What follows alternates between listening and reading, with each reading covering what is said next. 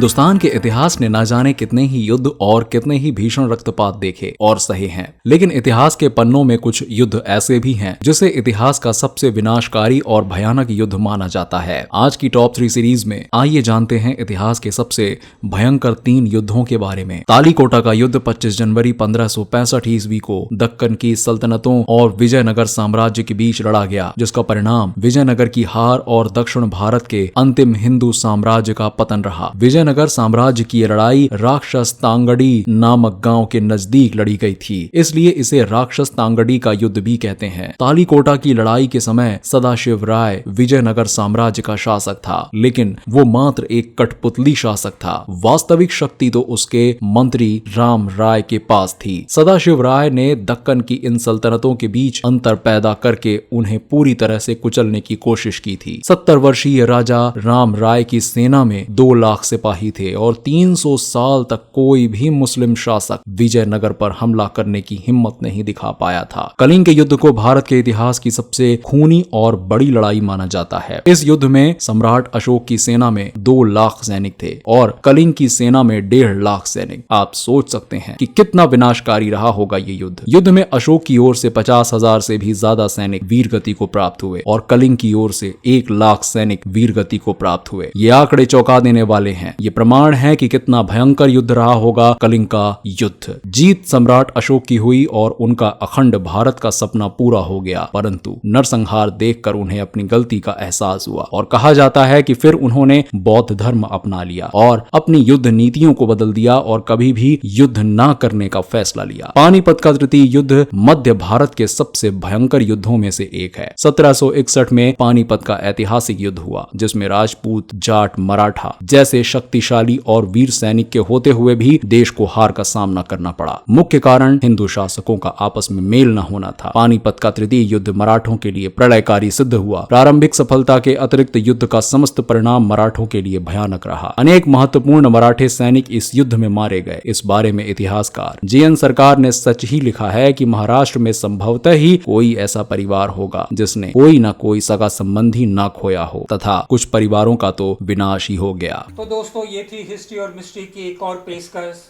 इतिहास के पन्नों से हमने आप तक पहुंचाया।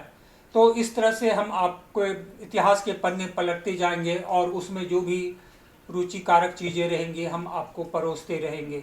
आप हमारे चैनल को सब्सक्राइब जरूर कीजिए। नीचे लाल बटन है, उस पर दबाकर सब्सक्राइब कीजिए और लाइक कीजिए, शेयर कीजिए और ये बातें लोगों तक पहुंचाइए। तो फिर अगले मिलेंगे इतिहास की एक और कहानी को लेकर।